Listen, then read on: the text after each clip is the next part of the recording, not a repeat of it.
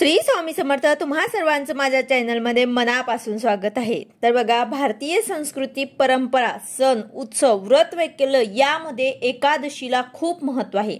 आषाढ महिन्याच्या शुक्ल पक्षातील एकादशीला देवशयनी एकादशी असे म्हटले जाते। या दिवशी देव निद्रिस्त होतात अशी समजूत आहे। महाराष्ट्राच्या कानाकोपऱ्यातून ठिकठिकाणातून लाखो भाविक लोक विठ्ठल नामाचा गजर करीत आषाढी एकादशीला पायी चालत येतात। इलाच आषाढी वारी म्हणतात। पंढरपूरचा विठोबा हा अवघ्या महाराष्ट्राचे दैवत असून आषाढी एकादशीला इथे मोठा मेळा भरतो। चंद्रभागेत स्नान करून विठ्ठलाचे दर्शन घेतात। आषाढीला या दिवशी पंढरपुरात शेगाव येथून पूर्ण ब्रह्म अधिकारी श्री संत गजानन महाराजांची, आळंदी येथून ज्ञानेश्वराची, देहूहून तुकारामाची, त्र्यंबकेश्वराहून निवृत्तीनाथाची, पैठणहून एकनाथाची, उत्तर भारतातून कबीरांची पालखी येते। या दिवशी वारकरी संप्रदायात उपवास करण्याचे विशेष महत्त्व आहे। या दिवसापासून चातुर्मास 4 महिन्याचा काळ सुरू होतो। तो कार्तिक एकादशीला संपतो अशी मान्यता आहे। या दिवशी भगवान विष्णू हे स्थिर सागरात शेष नागावर योग निद्रेत जातात आणि योग निद्रेतून बाहेर येतात ते कार्तिकी एकादशीला। तर 17 जुलै बुधवार या दिवशी आहे देवशयनी आषाढी एकादशी। या दिवशी व्रत कसे करावे, याचे काय महत्त्व आहे हे आपण आजच्या व्हिडिओमध्ये जाणून घेणार आहे। व्हिडिओ पूर्ण बघा जेणेकरून तुम्हाला संपूर्ण माहिती मिळेल। जर तुम्ही चॅनलवर नवीन असाल तर चॅनलला सबस्क्राइब करायला मात्र विसरू नका आणि व्हिडिओला लाईक करायला मात्र विसरू नका। तर या एकादशीला भगवान विष्णू झोपी असतात म्हणून या एकादशीला शयनी एकादशी पण म्हटले जाते आणि भगवान विष्णू कार्तिक महिन्याच्या एकादशीला जागे होतात, त्यामुळे त्या एकादशीला प्रबोधिनी एकादशी असे म्हटले जाते। या 4 महिन्याच्या कालावधीला चातुर्मास सुद्धा म्हणतात। एकादशीला अनादी काळापासून महत्त्व आहे। जी व्यक्ती या दिवशी भगवान विष्णूसह एकादशी देवीचे मनोभावे उपासना करते त्यांना पापापासून मुक्तता मिळत असते। आषाढी एकादशीला सर्वजण उपवास करतात। दिवसभर आपल्याला उपवास करायचा असतो। आपल्याला माहिती आहे की एकादशी कधी सोडत नाही। एकादशीचा उपवास कधीही सोडता येत नाही। एकादशी ही आपल्या बरोबरच येत असते।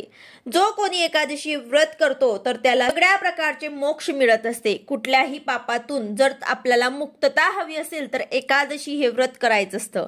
तर या दिवशी आपल्याला उपवास करायचा आहे। बरेच लोक महिन्याची प्रत्येक एकादशी करतात। उपवास करणं म्हणजेच काय तर दिवसभर त्या देवांचे नामस्मरण करत आपल्याला उपवास करायचा असतो। तुम्ही एकादशीचे व्रत करा किंवा कुठलीही देवी देवतांचे दिवसभर आपल्याला शुद्ध अंतकरणाने मनोभावाने त्या देवांचे नामस्मरण करायचं असतं। त्यातल्या त्यात उपवास करताना लोक खूप काही जेवण करतात आणि कोणी असे असतात जे फक्त फराळवरती असतात। तर असे नका करू। जास्त पण खाऊ नका आणि एकदम असे पण नका करू की काहीच खाल्लं नाही।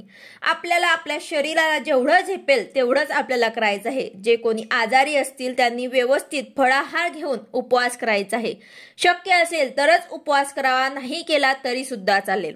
तर या दिवशी आपल्याला विठ्ठल हा विष्णूंचा अवतार आहे। तर आपल्या घरात विष्णू भगवान किंवा विठ्ठलाची मूर्ती जर तुमच्याकडे असेल तर त्यांची तुम्हाला पंचोपचार पूजा करायची आहे।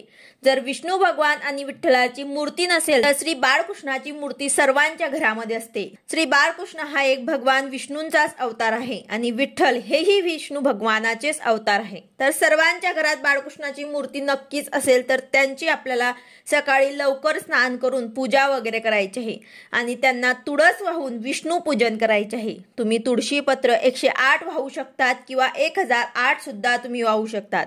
जेवढे शक्य असेल तेवढे तुम्हाला वाहायचे आहे, कारण या दिवशी भगवान विष्णूंना तुळशी वाहणे हे खूप शुभ मानले जातं। तुळशी ही विष्णुप्रिया म्हणून ओळखली जाते। आता या दिवशी एकादशी असल्यामुळे तुळस हे तुम्ही आदल्या दिवशीच तोडून ठेवायचे आहे, कारण एकादशीला तुळस तोडता येत नाही हे सर्वांना आपल्याला माहिती आहे। तर या दिवशी पूर्ण दिवसभर आपल्याला उपवास करायचा आहे। विठ्ठल विठ्ठल नामाचा जयघोष करून संपूर्ण दिवस देवांच्या नामस्मरणात घालायचा आहे आणि उपवास हा संध्याकाळी न सोडता दुसऱ्या दिवशी सोडायचा असतो। आता यानंतर या दिवशी आपल्याला काही प्रभावी सेवा सुद्धा करायची आहे।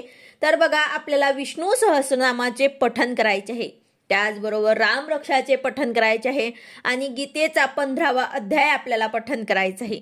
त्याचबरोबर ओम नमो भगवते वासुदेवाय या मंत्राचा अखंड आपल्याला नामस्मरण करायचं आहे। त्याचबरोबर विष्णू सहस्रनामावलीचे पठण आपल्याला करायचे आहे. 1008 नावं भगवान विष्णूंचे आहेत हे आपल्याला या दिवशी पठण करायचे आहे. त्याचबरोबर 700 श्लोकी श्रीमद भागवत पारायणचे ग्रंथ असतं ते सुद्धा आपल्याला या दिवशी पठण करायचं आहे.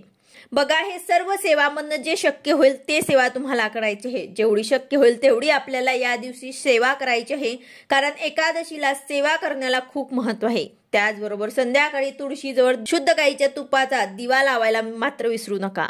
तर अशा प्रकारे पूर्ण दिवस आपल्याला विठ्ठलाच्या नामाचे नामस्मरण करत सेवा आणि उपवास करायचा आहे. रताळे, खजूर, भगर, फळ हे सर्व आपण या उपवासामध्ये खाऊ शकतात. आषाढी एकादशीच्या दिवशी ज्यांना पंढरपूरला जाणं शक्य होत नाही त्यांनी घरीच अशी विठ्ठलाची पूजा करून उपवास करायचा आहे. या दिवशी खोटं बोलणे, कोणाचा अपमान करणे, मद्यपान, मांसाहार करणे ह्या गोष्टी आपल्याला टाळायच्या आहे. या दिवशी असं काही करू नका जेणेकरून आपल्याला आपल्या उपवासाचं फळ सुद्धा मिळणार नाही. या दिवशी सर्वांनी आपल्या जवळ विठ्ठल रुक्मिणीचं मंदिर असेल तर तिथे जाऊन सुद्धा तुम्हाला दर्शन घ्यायचं आहे, तिथे पूजा वगैरे करायची आहे आणि अशा प्रकारे आपल्याला आषाढी एकादशी साजरी करायची आहे. व्हिडिओ आवडला असेल तर लाईक करा, शेअर करा, सबस्क्राईब करा. भेटूया अशाच नवीन व्हिडिओ सोबत. श्री स्वामी समर्थ.